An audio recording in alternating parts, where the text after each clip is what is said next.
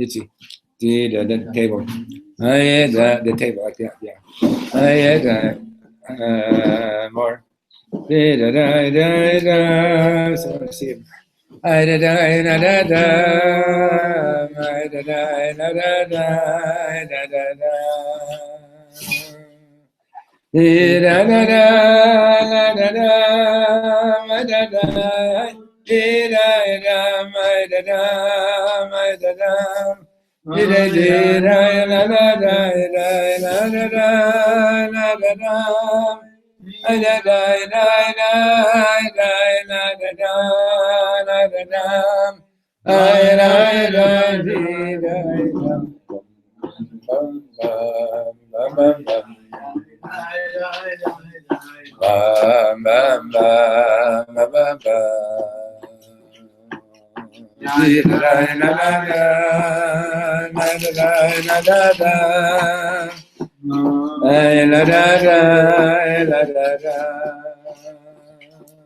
You know each other, don't you?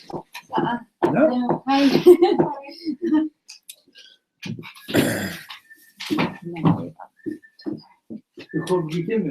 Ich bin du, ich bin gekommen, nicht ich hab gekommen, ich bin gekommen. Okay, we're on page 195.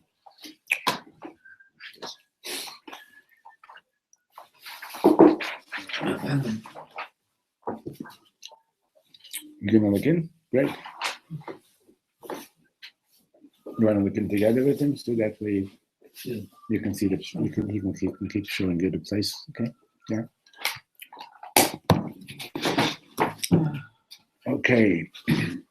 So Reb Shlomo has been talking about Purim as being beyond proportion, right? And now there are different ways to express the same idea. If you remember, at the very beginning, he was talking about the contrast about, on the one hand, Purim is like pretty much like a weekday. You can go to your office, you can go to your work, you can go shopping, you can do all these things. It's not like a Yom Tov that you can't work on it. And at the same time, the joy that's expected on Purim is greater than the joy that is expected on Yom Tov, on holiday. Right? V'samachta b'chagecha should rejoice on your holidays is a mitzvah in the Torah, right? And at the same time, being besimcha and Purim, LaYehudim hayta ora besimcha v'sason v'ikar, besimcha and Purim is beyond proportion, right? And in fact, like he quoted the Gemara that, or maybe it's something else that we were learning, that on the holidays, the Kohen Gadol would send out messengers to see to it that that people weren't getting carried away in their holiday celebrating, right? That it was not to get nobody, somebody. Oh. Hello, welcome. We have a book for you. Come sit here. So the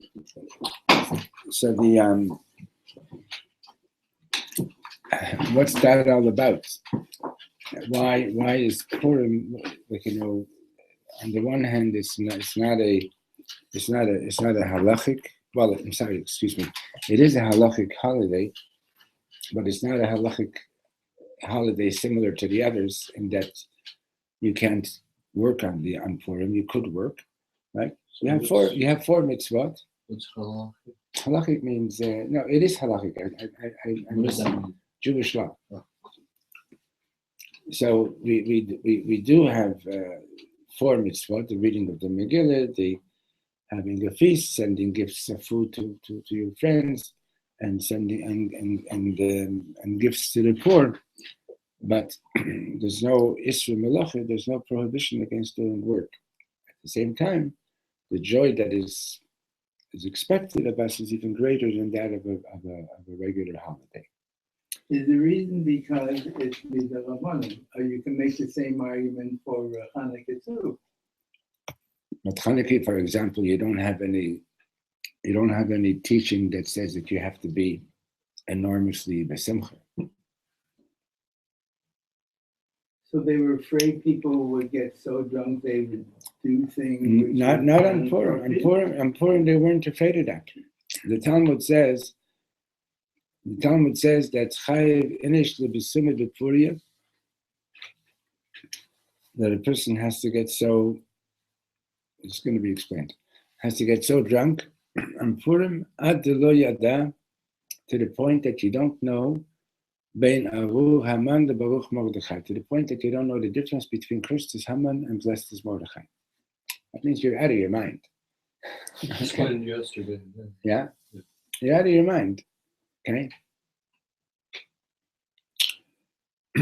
So the way Reb Shlomo is talking about it is that you're going somewhere that is beyond proportion. So, for example, Pesach, you're celebrating the great miracles of Pesach. And you're celebrating in proportion to the holiday. Okay? Rosh Hashanah, Yom Kippur, we're praying, we want health, we want a good year, we want God to forgive us. It's all proportionate. Okay? And Purim is beyond proportion. Okay? So what's that about? So the Alter Rebbe explains, the Alter Rebbe is the first of the Chabad rabbis.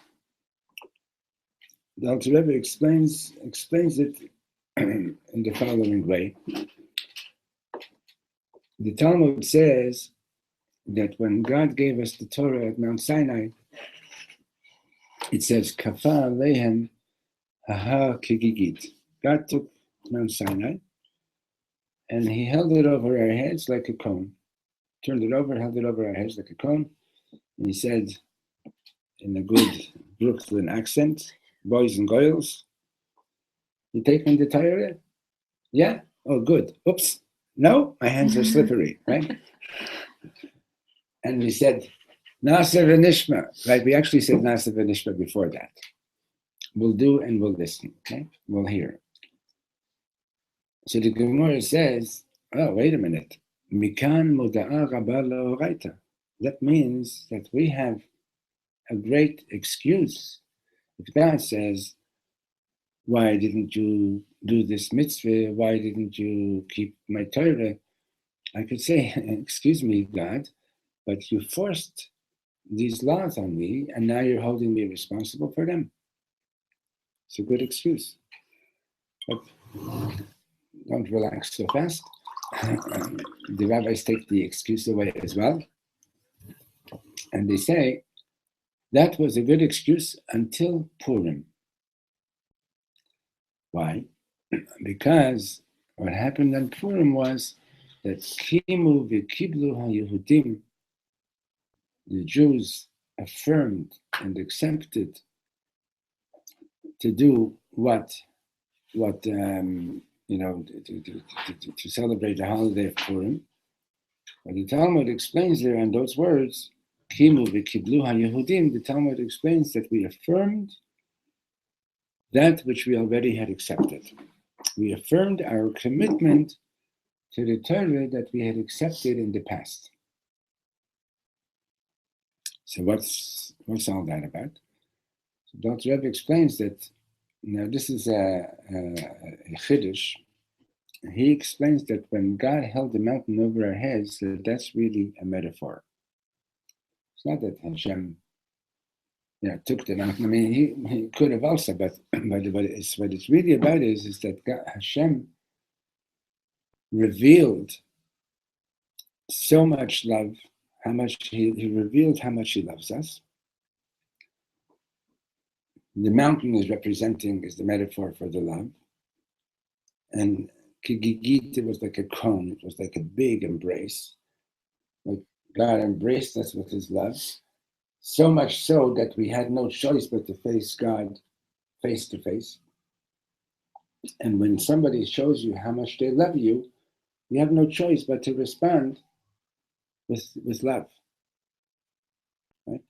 Imagine some dear friend of yours would walk in right now, and you haven't seen them in a long time, and they come in and they say, hi, and they're smiling at you, and how would you respond? You're not imagining it, I can see on your faces, but no, but you are. But if you would visualize that right away, you'd have this big smile on your face, and because we're wired that way. It's a verse in the Navi that says, "Kamayim haponim al haponim." Just like water reflects the face that's looking into it, the water reflects the face back to it. We're wired in such a way that when you have a connection with somebody and they come in and they show you, and they show you how much they love you, you're wired. Your love is aroused. Your love for them is aroused immediately. Okay. And we have a certain embedded love in our hearts for Hashem. So when Hashem showed us His great love, and He says, "I want to give you the Torah," and we said, "Of course." How could we not? Okay. So with that, but hold on, I need to finish this. Okay. Yeah. But that is already the aspect of force.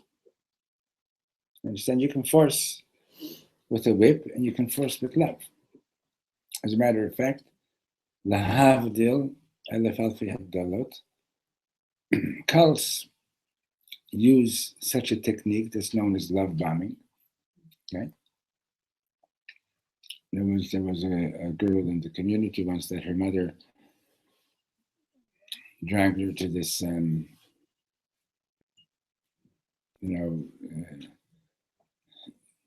Christian place over here, or Jews for Jesus, whatever it was. But in any case, and when she came back, I said, "So what happened there?" She said, "Oh, it was very nice, but there was one lady there that was really nasty." I said, "What did she do?" She said, "Oh, she came over to me and she said terrible things." So I said, "Okay, stop and let me tell you what happened after. A whole bunch of people surrounded you and they hugged you for about 45 minutes to an hour." And she said, "Yeah, how did you know?" Because it's a technique that they use. In other words, first they'll hit you, right? Make you feel bad, and then a whole bunch of people ignore that person. We love you, we love you, we love you, right? And the whole thing of love bombing is that making the person dependent on your love, and that way you can start getting them to do what you want them to do. There's other parts of the there's other aspects of the technique, but that's not what we're getting into right now. Okay. So, but that's the way it's used in the tumah side, in the unholy side. But the fact is that even it's the reason that they can do that is because it exists also on the holy side. In other words, the fact is that we're wired in such a way that, when you're being shown so much love, like, of course I want what you want, right? It's like your mother said, Moshe, esaf dan lunch while the mama tachlib. She never said that to you. Eat your lunch because mommy loves you. Right? Okay. And how could you not? My mother loves me. I have to. Right? That's the way it works. Okay. But what happened at Purim? Purim, the Gemara says, Esther min Torah minayin. Where in the Torah is there an allusion to the story of Purim, to the story of Esther? And it quotes the verse that on that day, Vanochi hastir panai bayom hahu. I'm going to hide my face from you on that day. That means that the concealment, God is always concealed, okay? In other words, God is, you don't see Hashem, right? But you know that he's here.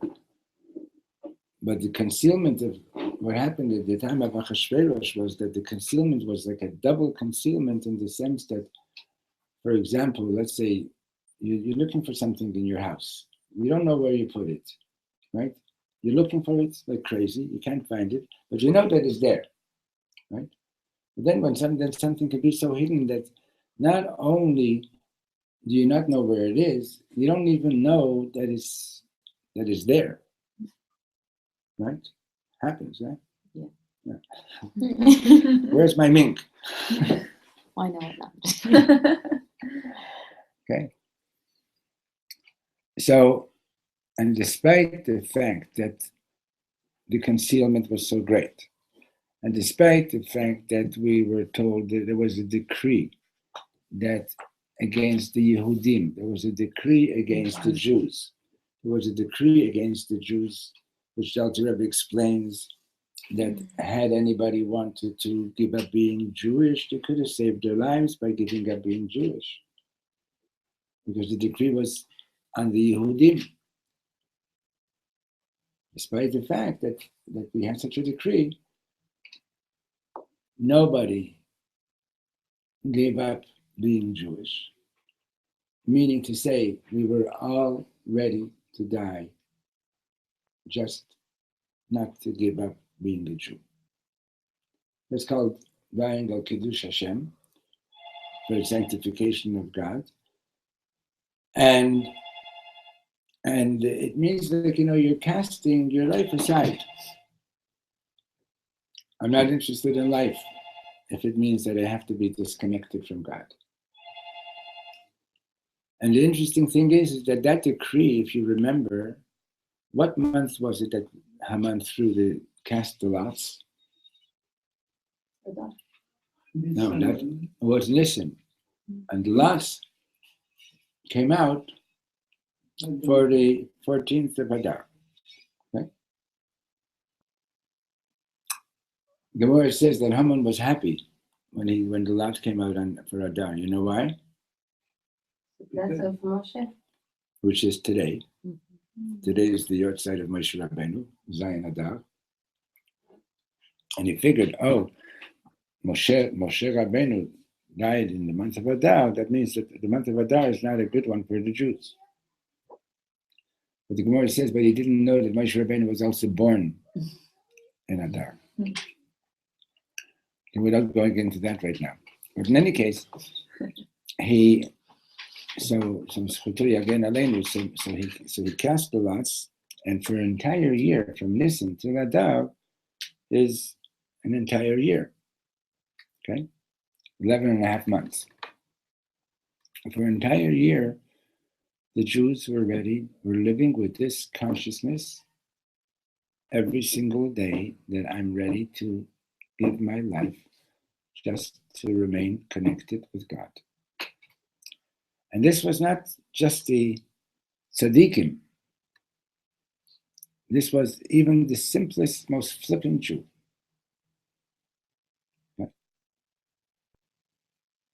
So is giving your life away to remain connected to God, is that something that's logical? For example, let's say a Roman soldier comes over to a Jew and says, bow down to the idol. And the Jew says, no. He says, bow down to the idol, I'm going to kill you. Now, logically, you might say, listen, I don't believe in this stupid thing. It's just a piece of wood, it's just a piece of stone or whatever it might be. So I'll bend my body over and I'll bow down to it, and 5 minutes later I'll go and put on my tefillin, or 5 minutes later I'll go and light my Shabbos candles, or I'll do a mitzvah. Does it make sense I should give up my life because he wants to bow down to something, not to bow down to something that I don't believe in? Okay. And logically, no, it doesn't make sense. There's so much good that you could do after that 5-second bow. Why should you give up your life? Just not to do that, right? But you know that if you do that, you're mamish cutting yourself out from God. And even the simplest Jew would not do it. It's beyond that. It's beyond reason. It's beyond reason. And therefore, the celebration of Purim is al delo yada. The celebration of Purim, since the whole miracle was that we went beyond conscious reason, so therefore the celebration of Purim is also beyond reason, or in the language that Reb Shlomo has been using, beyond proportion. Okay? And the way he's explaining beyond proportion is that when your relationship is beyond proportion, it doesn't matter that if all I'm giving you is a half an apple and a half a piece of cake for shalach manos, for as a gift of food, it's beyond proportion, right? Okay. So that's what we've been learning. We're on page 195. Rabbeinu HaKadosh Reb Levi Yitzchak, the 5th line. So it says that the holy Rebbe, Reb Levi Yitzchak Midovlichev, היה מנשק את כל המשלוחים והמנות שהיה מקבל. He would kiss the shalach manos. People would send him mishloach manot, and he would just he'd be so blown away by it. Like he would pick up the piece of cake and kiss it, pick up the apple and kiss it. Okay. כי אם האהבה שלך למישהו היא מוגבלת, because if your love for someone is limited, אולי מקסימום תלחצו ידיים, so maybe you'll just shake hands. אבל אם אתה אוהב מישהו ללא כל פרופורציה, but if you love someone beyond proportion, אתה סוגר את העיניים, you close your eyes. In other words, you're not even looking at what the gift is, it's not important. וכשאנשים מנשקים מישהו, and when people kiss someone, הם סוגרים את העיניים, they close your eyes. הסתכלתי על הילדים שלי, I was looking at my children, ואפילו כשהם היו קטנים, and even when they were small, כל פעם שהם נשקו מישהו, הם סגרו את העיניים. Every time they kiss someone, they close their eyes. Right? In other words, beyond proportion, you're not looking, you're not measuring. כשאתה צריך למדוד או להעריך משהו, when you need to measure something or evaluate something, אתה משאיר את העיניים פתוחות, you keep your eyes open. אבל כשזה לא מוגבל, but when it's not limited, then you shut your eyes.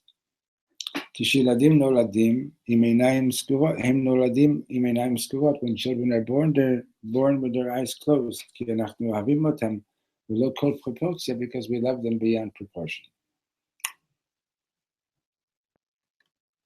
Yeah? Okay. So now, earlier in this lesson, Reb Shlomo was talking about that the month of Adar is the month of Yosef. And when you have Adar Rishon and Adar Sheni, so one month is Menashe, one month is Ephraim.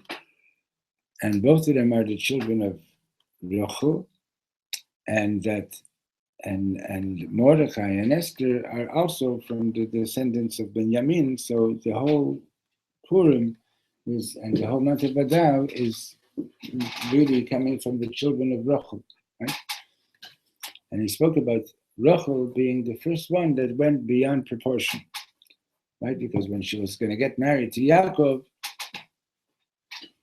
she knew that Lavan was going to put her sister in her place, and she had every right. Okay, she maybe complaining wouldn't have helped her, but she didn't have to hand over the secret signs that she had set up with Yaakov, right? But she didn't want Leah to be embarrassed. So she taught her whatever she needed to know, so that Yaakov would actually not know that he was marrying Leah, right? So that was beyond proportion. It's one thing, you're not getting what you want, but to go out of your way so that somebody else shouldn't. We're not talking about, not getting a fancy car. We're talking about, like, the person that you love the most, and you don't know, and for all she knew is that she might end up having to marry Esav. She didn't know any of that, right? So he says, "Masha Rachel asta b'shvil Leah achuta," what Rachel did for her sister Leah, haya lelo kol proportia. It was beyond proportion. Rak mi shekashur le'omek haneshama le'ein sof. Only someone who is connected to the depth of their soul, to the infinite one, ahava shelo hi klal lo mugbelet. Then your love, the love of such a person, is not limited. There are no limits. Gam Yosef HaTzadik, hu lelo kol proportia. Also, Yosef HaTzadik was beyond proportion, right? We learned that Joseph knew that we were going to be going into exile, and what did he do? He wanted to bring the whole exile on himself. Can you get the door?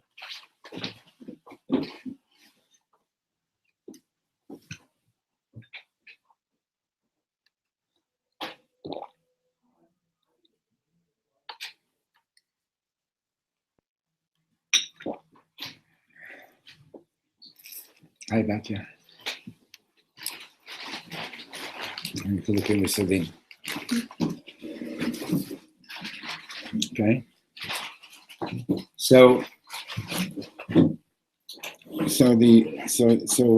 Yosef's love was also beyond proportion. כתוב בפסוק שיוסף הצדיק היה אדם יפה ביותר. It says in the verse that Joseph was a most beautiful person, right?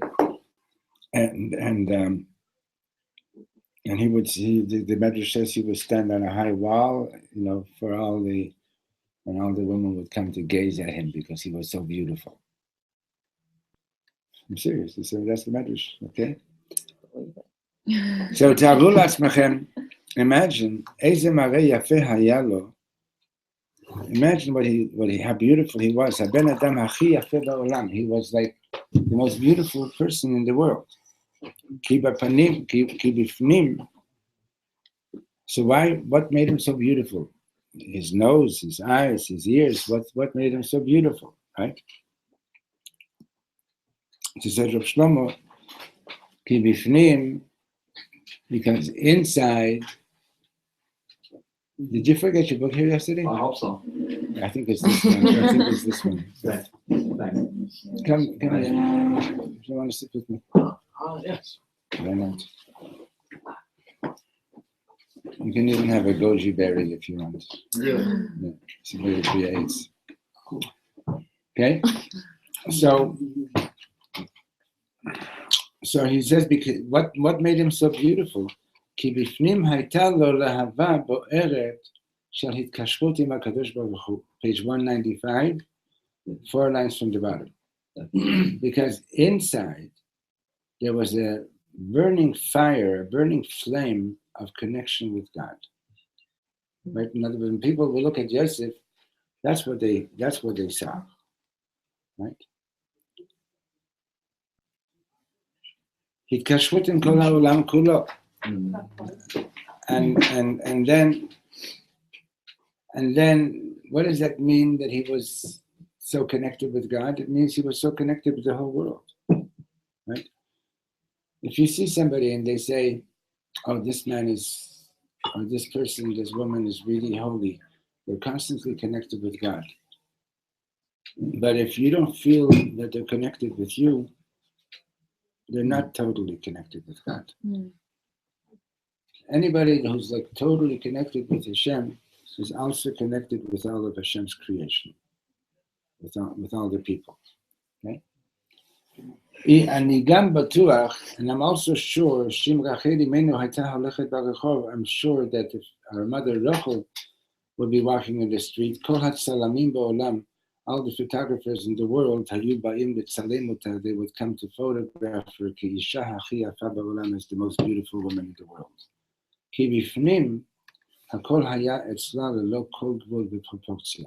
Because inside there was no, it was all beyond proportion. Understand? Her connection with Hashem was totally beyond proportion.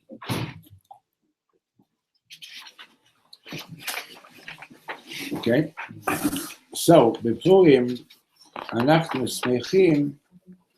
Michal, you wanted to say something before. Yeah.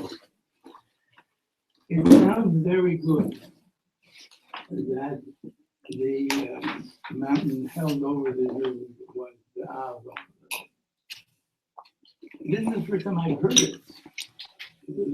But is it not the way it sounded that the Torah was created for the Jews, and if they wouldn't accept it, then the world would be turned to go. Cease to resist. Yeah, so good. Okay. Yeah, but that's not what it said. That the mountain represents Ava. No, but listen. When you go home, take out your diamonds. Which one? The nice All ones. of them. And hold the diamond in your hand and keep on turning it. And every time you turn it, Celine can tell you all about this. She's into jewelry.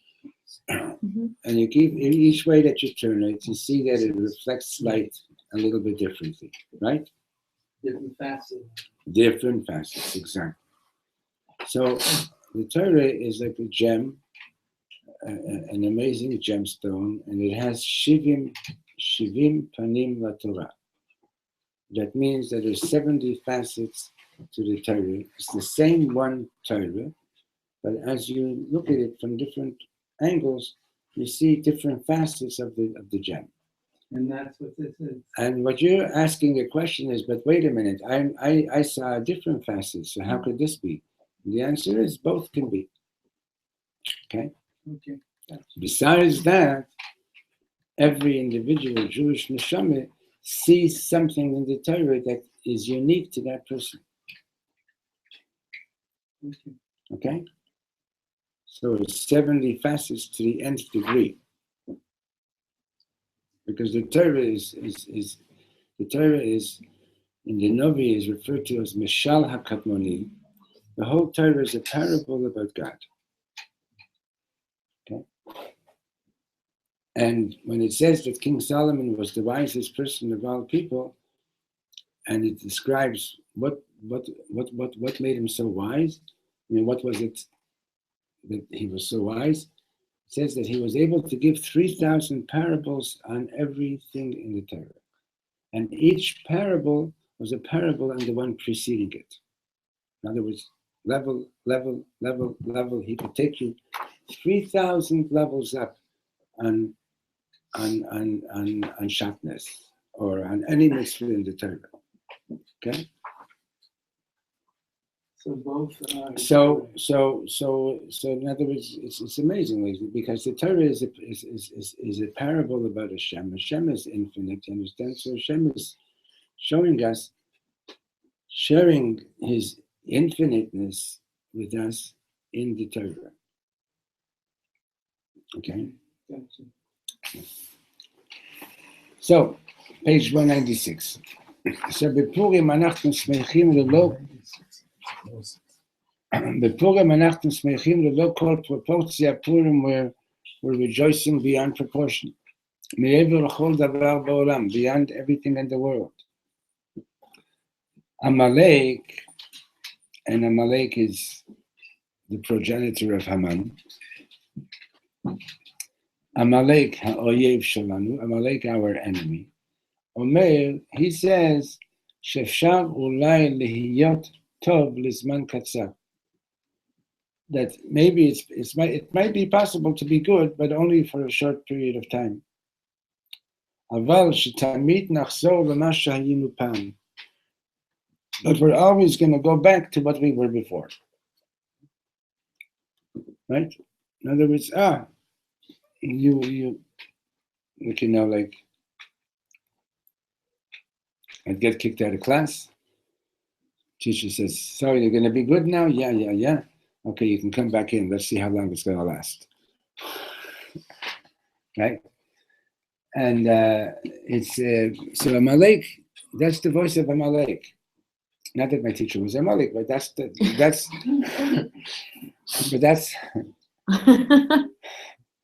but that's the voice of Amalek. You don't need somebody else to tell it to you. It's inside us too. Huh? It's inside us too, right? That voice of, okay, God, from now on I'm going to be good. And then there's this voice inside ourselves that says, oh yeah, it's not going to last very long. You know, maybe by the time I wake up, I'll remember it. You know, you go to sleep at night and you think, oh, tomorrow I'm going to be so good. And you wake up in the morning, you don't even remember that you even thought about it, right? So Amalek is got that put down voice that says it's not going to last. Kishani moche et zecher Amalek.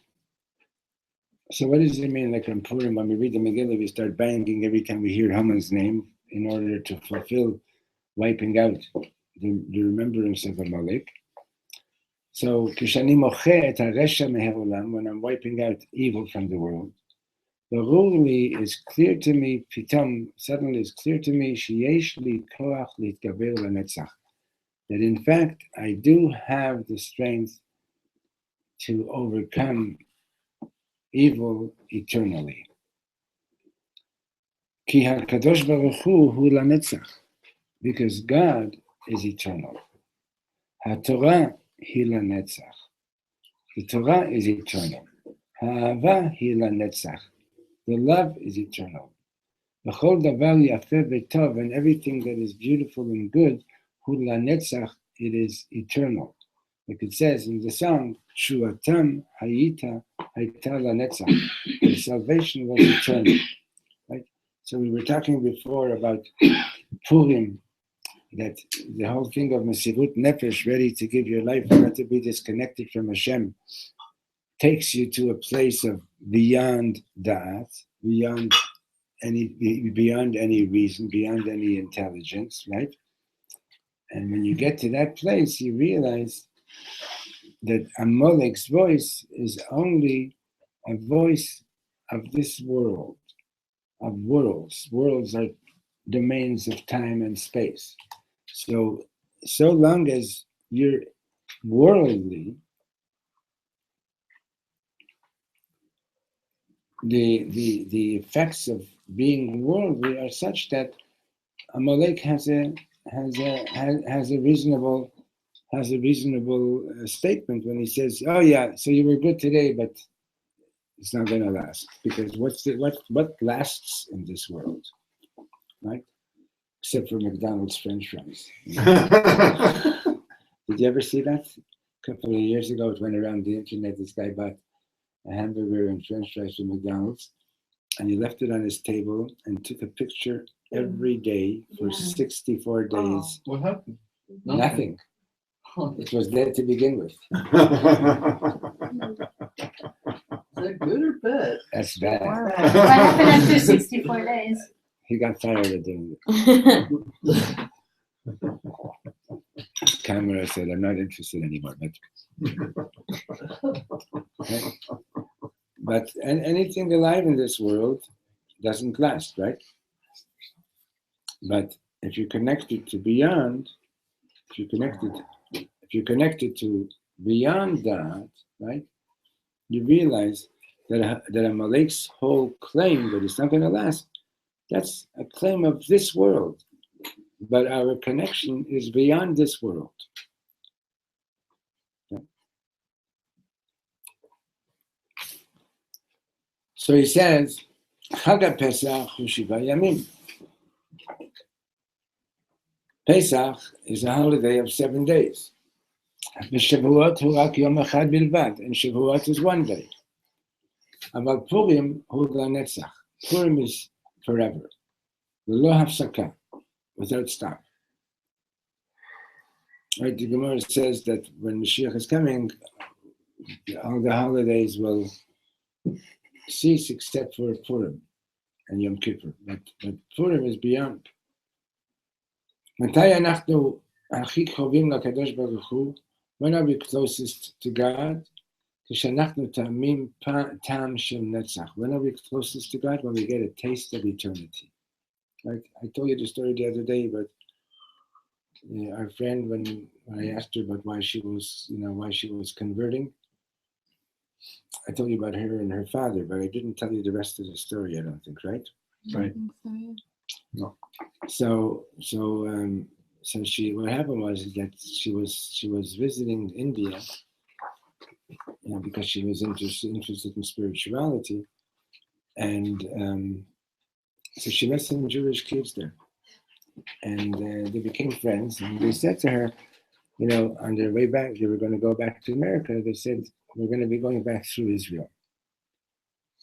And she said that when she came to the Kotel, the first time, it hit her, this is what I've been looking for. And she stayed and learned, and she has a family with 6 kids, and they're already probably 15, 6, maybe older now.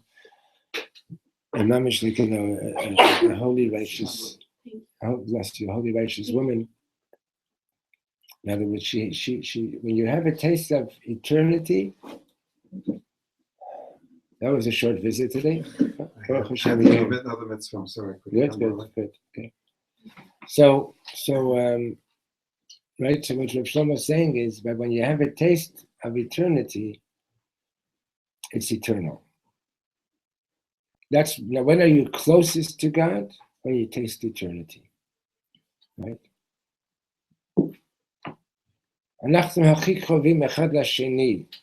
Sorry, מתי אנחנו הכי קרובים אחד לשני? When are we closest to each other? כשהקרבה תישאר, כשיודעים שהקרבה תישאר לנצח. When you know that this closeness is going to be eternal. כולם יודעים שפורים הוא הזמן להתפלל על ילדים, and everybody knows that Purim is a time to pray for children. על שלום בית לנצח, and to pray for peace in your home to be eternal. Purim Sameach Lanetzach, have an eternally joyous Purim. Amen. So,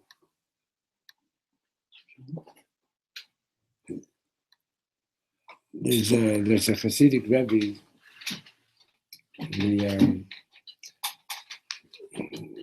someone who was in the square Rebbe, then square, I mean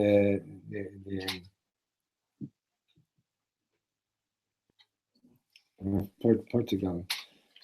Skulene. Hast du mal gesehen? Und sein Tat hast du nicht gesehen. There was a Hasidic Rebbe from Romania, the Skulena Rebbe.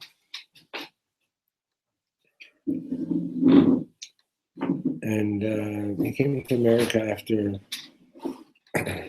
the war.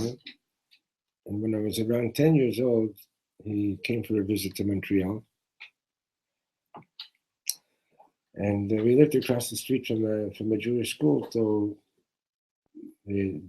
he was having his tish, he was having his public meal in the gymnasium there across the street. So I went in, and one of the customs by not in Lubavitch, but by the other Hasidic rabbis is that they give you something that they call shirayim.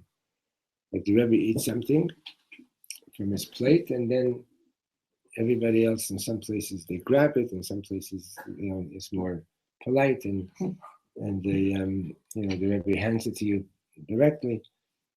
So he's giving shirayim, and so I went into line. I didn't have any idea what this is about, and he had eaten a plate of fish or whatever it was, and I'm looking, from where I'm standing in line, I'm looking at my gosh, there's hardly anything left on his plate. What am I going to get, And sure enough, like about 10 people in front of me, the plate was already dry because he kept on taking pieces of challah and wiping the plate and giving you a piece of challah. And I remember I was a kid, but I remember clearly when I got that piece of challah from him, I could taste his whole meal. There was something eternal about it. You know what I mean? There was something eternal about it. Now, you don't understand that, right? Okay, so let me just tell you another story about it. Why are you laughing? You do understand it, I'm sorry. I'm working on understanding. Okay, so let me tell you another story about it. During the war, I don't know if the Nazis were already in his town or not yet, but in any case, it wasn't good. And somehow, some of the Skulena Hasidim managed to get their hands on a significant quantity of flour. And the word was that they were going to bake matzah for Pesach, and that on a certain day, the Skulena Rebbe was going to give everybody 3 matzahs so they can have for Pesach. So you can imagine, like, a lot of people were going to come to get matzah. And among the people that came to get matzah, there was a Rebbe who was in hiding about 20 kilometers away, from the Vishnu Rebbe family. And he sent his son, and he knew that the Rebbe was only going to give 3 matzahs. He sent his son with instructions that when you come up to this Skulena Rebbe, you're to tell him, you are so-and-so, the son of so-and-so from the family of the Vishnu Rebbe, and that my father commanded me with the authority of honor your father and mother, that I have to bring him 6 matzahs. Anyway, comes the day where the Rebbe is distributing the matzah, huge line of people, and he comes up to the Skulena Rebbe, and he tells him, Shalom Aleichem, I'm so-and-so, the son of so-and-so from the family of the Vishnu Rebbe's, and my father commanded me that I have to obey him and bring him 6 matzahs. The Skulena Rebbe takes a look at the line and he says, I can't. Look, all these people need matzah. I can't give you 6 matzah. 6 matzahs. So the young man says again, but my father commanded me, I have to honor my father. So the Rebbe sighed, and he gave him another package with another 3 matzahs. Comes Erev Pesach, the day before the Seder. The Vishnu sends his son back to the Skulena Rebbe, and he says, go ask him if he has any more matzah. So he comes to the Skulena Rebbe, He says, Rebbe, my father wants to know if you have any more matzah. The school owner Rebbe says, I don't even have one for myself. So he takes out a package. He says, here, my father sent you 3 matzahs. So he knew that he was going to give away every matzah. Right? That's beyond proportion. Why should I need to eat matzah on Pesach no less than you do? Why should I give you the matzah and I shouldn't do the mitzvah? Right? But his love for everybody was so great. And besides, it wasn't Pesach yet. He probably had tremendous faith that somehow, but he wasn't relying on miracles. He couldn't say no to another Yid who was standing in line and telling him, I'm sorry, I don't have any more matzah for you because I need it for myself. Now the halacha, right, according to halacha, you have food for yourself, you have food for your children. You don't have to give away your food to a poor person if you can't afford to give it away. Okay? Now we're not talking about food for survival now, we're just talking about, right? But suppose, for example, like, similar thing, like, you have enough money to buy 3 matzahs. You don't have to give your money away, or you don't have to give your matzah away to somebody else, right? But if you're like mamish connected on the level of eternity, right? You're connected on the level of eternity, right? Then you can do that. Kiddushin. That'd be Mesirus nefesh, Kiddush Hashem. Is that what you're talking about? yeah. Well, you said the difference between Kiddush and Kiddush. Oh, Kodesh and Kodesh. Yeah. Right? Okay. So he says, now if you remember at the beginning of this lesson, not from today, but 3 days ago, Reb Shlomo was saying that Purim is the fixing of Eitz Hadat, the tree of knowledge. Remember? The tree of knowledge of good and evil. That's one of the things that was mentioned at the beginning of this lesson. And we were wondering, what is Purim got to do with it, right? So I think it's true. The whole thing about Eitz Hadat is that it's all measurable. This is good, this is better, this is less good, this is bad, right? Purim, you're going to the place of beyond knowledge, beyond that. Understand?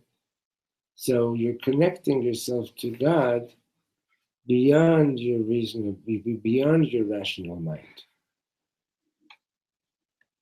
Right? And that's the fixing. That your relationship with Hashem is not limited by your mind. Okay? So, I don't know if anybody knows, but I don't know. I only heard of maybe a couple of cases where after the Holocaust, there were Jews who considered giving up being Jewish and converting to some other religion.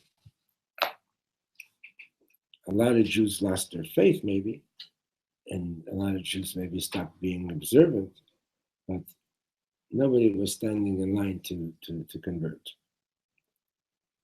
And even if somebody did consider it for a moment, it didn't last. So there's a story that in the 50s, one of the Rebbe's emissaries, one of the Lubavitch Rebbe's emissaries, of Weinberg, the one who did the lessons in Tanya, was going on a trip for the Rebbe somewhere to some countries, some Jewish communities in Africa. And before he left, he was going to the Rebbe to get a blessing, and the Rebbe says to him, so what's your itinerary? And he says, I'm going from here, and then I'm going there, I'm going there. And the Rebbe says, are you going to be in such and such a place by any chance? And he says, no, it's not on the itinerary. So the Rebbe takes out a box of matzah, and he says, gives it to Reb Weinberg. He says, if you happen to be there, there's a Jew there, find him and tell him that the Lubavitcher Rebbe from Brooklyn sent the matzahs. So, being the chassid that he was, Reb Weinberg already knew that somehow he was going to be there, but he didn't know how. Anyway, they're flying in the air. The pilot comes on. Fasten your seatbelts for having engine trouble, but don't freak out. And 10 minutes later, huh? It's the biggest nightmare. All that and everything else, but Yeah, but that's good. and